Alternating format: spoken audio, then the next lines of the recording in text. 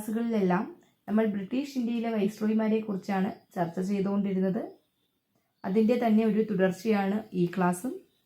ഇന്നത്തെ ക്ലാസ്സിൽ നമ്മൾ 3 വൈസ്രോയിമാരെ കുറിച്ച് ചർച്ച ചെയ്യും.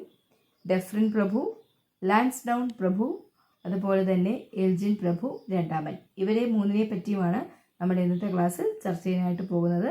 അപ്പോൾ നമുക്ക് ക്ലാസ്സിലേക്ക് പോകാം. ഡഫറിൻ പ്രഭു.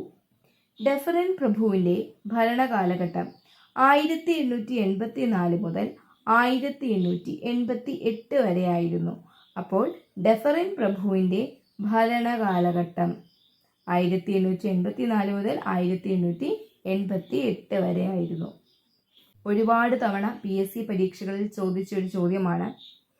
INCയുടെ അതായത് ഇന്ത്യൻ നാഷണൽ കോൺഗ്രസിൻ്റെ രൂപീകരണ സമയത്ത് ഇന്ത്യയിലെ വൈസ്രോയ് ആരായിരുന്നു? അത് ഡഫറിൻ പ്രഭു ആയിരുന്നു. വർഷം 1885. അപ്പോൾ INC ഇന്ത്യൻ നാഷണൽ കോൺഗ്രസിൻ്റെ രൂപീകരണ സമയത്തെ ഇന്ത്യയിലെ വൈസ്രോയ് ആരായിരുന്നു? ഡഫറിൻ പ്രഭു. ഏത് വർഷമാണ് INC രൂപീകരിച്ചത്? 1885. അപ്പോൾ 1885 INC രൂപീകരിച്ച സമയത്തെ ബ്രിട്ടീഷ് ഇന്ത്യയിലെ വൈസ്രോയ് ആരായിരുന്നു?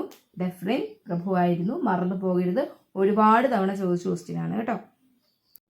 കോൺഗ്രസിനെ മൈക്രോസ്കോപ്പിക് മൈനോറിറ്റി എന്ന് വിശേഷിപ്പിച്ച വ്യക്തി ആരാണ്?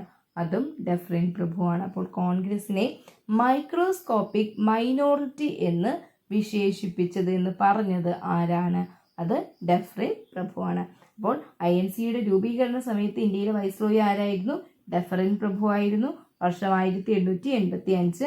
അതുപോലെ തന്നെ കോൺഗ്രസിനെ മൈക്രോസ്കോപ്പിക് മൈനോറിറ്റി എന്ന് വിശേഷിപ്പിച്ചത് ആരാണ്? അതും ഡഫറിൻ പ്രഭുവാണ്. ഡഫറിൻ പ്രഭുവിനെ കുറിച്ചുള്ള അടുത്ത പോയിന്റാണ്, പബ്ലിക് സർവീസ് കമ്മീഷനെ നിയമിച്ച വൈസ്രോയി ആണ് ഡഫറിൻ പ്രഭു. അപ്പോൾ പബ്ലിക് സർവീസ് കമ്മീഷനെ നിയമിച്ച വൈസ്രോയി ആരാണ്? ഡഫറിൻ പ്രഭു ആണ്. ഏത് വർഷമാണ്? 1886. അപ്പോൾ പബ്ലിക് സർവീസ് കമ്മീഷനെ നിയമിച്ച വൈസ്രോയി ആണ് ഡഫറിൻ പ്രഭു. വർഷം 1886. ഈ പബ്ലിക് സർവീസ് കമ്മീഷനെ ലീഡ് ചെയ്ത വ്യക്തി, നയിച്ച വ്യക്തി ആരാണ്? അത് സർ ചാൾസ് എച്ചിസൺ ആണ്. അതാരാണ്? Sir Charles Aitchison. അപ്പോൾ പബ്ലിക് സർവീസ് കമ്മീഷനെ നിയമിച്ച വൈസ്രോയി ആരാണ്? അത് ഡഫറിൻ പ്രഭു ആണ്. വർഷം 1886. ഈ പബ്ലിക് സർവീസ് കമ്മീഷനെ നയിച്ച വ്യക്തി, ലീഡ് ചെയ്ത വ്യക്തി ആരാണ്? സർ ചാൾസ് എച്ചിസൺ ആണ്. 3ാം ആംഗ്ലോ ബർമീസ് യുദ്ധസമയത്തെ വൈസ്രോയി ആരായിരുന്നു? അത് ഡഫറിൻ പ്രഭു ആയിരുന്നു. 3ാം ആംഗ്ലോ ബർമീസ് യുദ്ധസമയത്തെ വൈസ്രോയി ആരായിരുന്നു? അത് ഡഫറിൻ പ്രഭു ആയിരുന്നു. അപ്പോൾ നമ്മൾ ഡഫറിൻ പ്രഭുവിനെ പറ്റിയാണ് ചർച്ച ചെയ്തത്. അദ്ദേഹത്തിൻ്റെ ഭരണകാലഘട്ടം 1884 മുതൽ 1888 വരെയാണ്. INCയുടെ രൂപീകരണ സമയത്ത് വൈസ്രോയ്, ഇന്ത്യയിലെ വൈസ്രോയ് ആരായിരുന്നു? അത് ഡഫറിൻ പ്രഭു ആയിരുന്നു. INC രൂപീകരിച്ചത് ഏത് വർഷമാണ്? 1885. അതുപോലെ തന്നെ കോൺഗ്രസിനെ മൈക്രോസ്കോപ്പിക് മൈനോറിറ്റി എന്ന് വിശേഷിപ്പിച്ചത് ആരാണ്? അത് ഡഫറിൻ പ്രഭുവാണ്. പബ്ലിക് സർവീസ് കമ്മീഷനെ നിയമിച്ചത് ആരാണ്? അത് ഡഫറിൻ പ്രഭുവാണ്. വർഷം ഏതാണ്? 1886. ആ പബ്ലിക് സർവീസ് കമ്മീഷനെ നിയന്ത്രിച്ചത് അല്ലെങ്കിൽ നയിച്ചത് ആരാണ്? സർ ചാൾസ് എച്ചിസൺ ആണ്.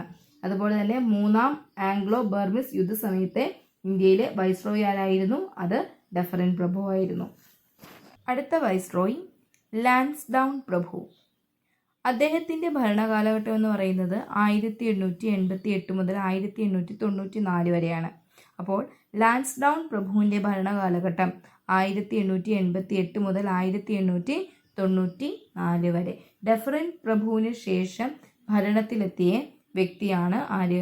ലാൻസ്ഡൗൺ പ്രഭു എന്ന് പറയുന്നത്.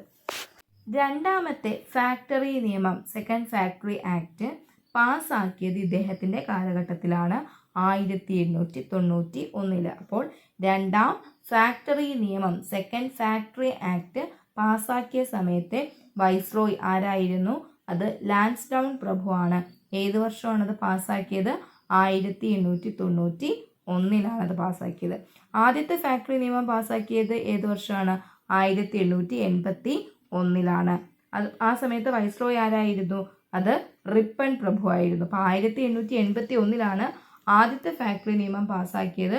അത് കഴിഞ്ഞ് 10 വർഷത്തിന് ശേഷമാണ് രണ്ടാമത്തെ ഫാക്ടറി നിയമം പാസ്സാക്കുന്നത് 1891. ആ സമയത്ത് വൈസ്രോയി ആരാണ്?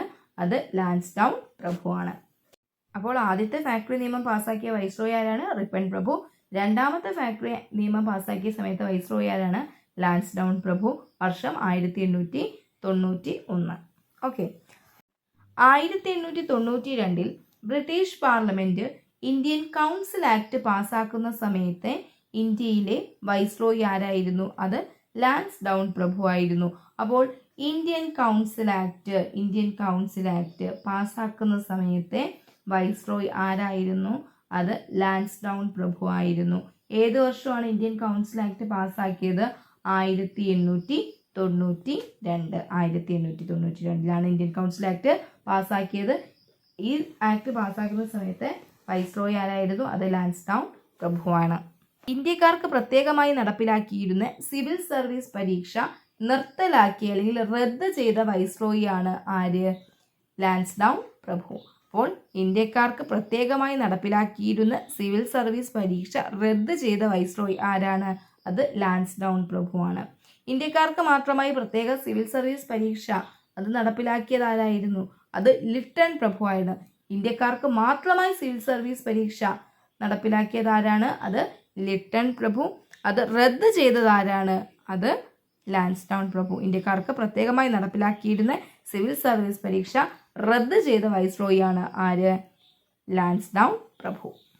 ഇന്ത്യൻ സിവിൽ സർവീസിനെ ഇമ്പീരിയൽ, പ്രൊവിൻഷ്യൻ, സബോർഡിനേറ്റ് എന്ന് 3 തരംതിരിച്ച വൈസ്രോയി ആണ് ലാൻസ്ഡൗൺ പ്രഭു. അപ്പം ഇന്ത്യൻ സിവിൽ സർവീസിനെ ഇമ്പീരിയൽ, പ്രൊവിൻഷ്യൻ, സബോർഡിനേറ്റ് എന്ന് 3 തരംതിരിച്ച വൈസ്രോയി ആരാണ്? അതും ലാൻസ്ഡൗൺ പ്രഭുവാണ്. അതുപോലെ തന്നെ വളരെ ഇമ്പോർട്ടൻ്റ് ആയിട്ടുള്ള മറ്റൊരു പോയിന്റ് ആണ്, ഇന്ത്യയെയും അഫ്ഗാനിസ്ഥാനെയും തമ്മിൽ വിഭജിക്കാനായി ഡ്യൂറന്റ് കമ്മീഷനെ നിയമിച്ച വൈസ്രോയി ആണ് ആര്? ലാൻസ്ഡൗൺ പ്രഭു. അപ്പോൾ ഇന്ത്യയെയും അഫ്ഗാനിസ്ഥാനെയും തമ്മിൽ വിഭജിക്കാൻ വേണ്ടി ഡ്യൂറന്റ് കമ്മീഷനെ നിയമിച്ച വൈസ്രോയി ആരാണ്? അത് ലാൻസ്ഡൗൺ പ്രഭുവാണ്. അപ്പോൾ ഇന്ത്യയും അഫ്ഗാനിസ്ഥാനും തമ്മിലുള്ള അതിർത്തി രേഖ ഏത് പേരിലാണ് അറിയപ്പെടുന്നത്? ഡ്യൂറന്റ് രേഖ. ഡ്യൂറന്റ് രേഖ എന്നാണ് അറിയപ്പെടുന്നത്. ഡ്യൂറന്റ് ലൈൻ എന്നാണ് അത് അറിയപ്പെടുന്നത്. അപ്പോൾ നമ്മൾ ലാൻസ്ഡൗൺ പ്രഭുവിനെ പറ്റി എന്തൊക്കെയാണ് പറഞ്ഞത്? രണ്ടാമത്തെ ഫാക്ടറി നിയമം പാസ്സാക്കുന്ന സമയത്ത് വൈസ്രോയി ആണ് ആരെന്ന് പറയുന്നത്? ലാൻസ്ഡൗൺ പ്രഭു. രണ്ടാം ഫാക്ടറി നിയമം ഏത് വർഷമാണ് പാസ്സാക്കിയത്? 1891. അതുപോലെ തന്നെ British Parliament Indian Council act 1892 പാസ്സാക്കിയ സമയത്ത് വൈസ്രോയി ആരായിരുന്നു? അതും ലാൻസ്ഡൗൺ പ്രഭുവാണ്. അതുപോലെ തന്നെ ലിട്ടൺ പ്രഭു കൊണ്ടുവന്ന് ഇന്ത്യക്കാർക്ക് പ്രത്യേകമായി നടപ്പിലാക്കിയിരുന്ന സിവിൽ സർവീസ് പരീക്ഷ റദ്ദ് ചെയ്ത വൈസ്രോയി ആരായിരുന്നു? അത് ലാൻസ്ഡൗൺ പ്രഭുവാണ്. അതുപോലെ തന്നെ ഇന്ത്യൻ സിവിൽ സർവീസിനെ ഇമ്പീരിയൽ, പ്രൊവിൻഷ്യൻ, സബോർഡിനേറ്റ് എന്ന് 3 തരംതിരിച്ച വൈസ്രോയി കൂടിയാണ് ആരെന്ന് പറയുന്നത്? ലാൻസ്ഡൗൺ പ്രഭു എന്ന് പറയുന്നത്. അതുപോലെ ഇന്ത്യയെയും അഫ്ഗാനിസ്ഥാനെയും തമ്മിൽ വിഭജിക്കാൻ വേണ്ടി ഡ്യൂറന്റ് കമ്മീഷനെ നിയമിച്ച വൈസ്രോയി ആണ് ലാൻസ്ഡൗൺ പ്രഭു. ഇന്ത്യയും അഫ്ഗാനിസ്ഥാനും തമ്മിലുള്ള അതിർത്തി രേഖ അറിയപ്പെടുന്ന പേരെന്താണ്? ഡ്യൂറന്റ് രേഖ, ഡ്യൂറന്റ് ലൈൻ എന്നാണ് അറിയപ്പെടുന്നത്. അടുത്ത വൈസ്രോയിലോട്ട് നമുക്ക് പോകാം. എൽജിൻ പ്രഭു രണ്ടാമൻ. എൽജിൻ പ്രഭു രണ്ടാമന്റെ ഭരണകാലഘട്ടം 1894 മുതൽ 1899 വരെയാണ്.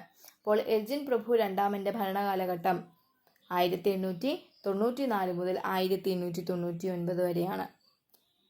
ഇദ്ദേഹത്തിന്റെ കാലഘട്ടത്തിൽ അതിഭയങ്കരമായിട്ടുള്ള, അതിരൂക്ഷമായിട്ടുള്ള ക്ഷാമവും അതുപോലെ തന്നെ പകർച്ചവ്യാധികളും ഒക്കെ പടർന്നു പിടിക്കുന്ന ഒരു കാലഘട്ടമായിരുന്നു ഇദ്ദേഹത്തിന്റെ ഭരണകാലഘട്ടം. 1896 മുതൽ 1897 കാലഘട്ടത്തിൽ ഇന്ത്യയിൽ പല ഭാഗങ്ങളിലും അതിരൂക്ഷമായിട്ടുള്ള ക്ഷാമം അനുഭവപ്പെട്ടു. അപ്പോൾ ഈ ഒരു ക്ഷാമ സമയത്തെ ഇന്ത്യയിലെ വൈസ്രോയി ആരായിരുന്നു?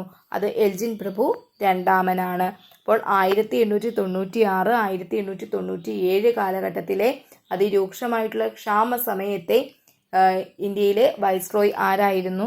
അത് എൽജിൻ പ്രഭു രണ്ടാമനാണ്. അപ്പോൾ ഈ ഒരു ക്ഷാമത്തെ പറ്റി പഠിക്കാനായിട്ട് അദ്ദേഹം ഒരു കമ്മീഷനെ നിയമിച്ചു. ആ കമ്മീഷനാണ് സർ ജെയിംസ് ലാൽ കമ്മീഷൻ. അപ്പോൾ സർ ജെയിംസ് ലാൽ കമ്മീഷനെ നിയമിച്ച വൈസ്രോയി ആരാണ്?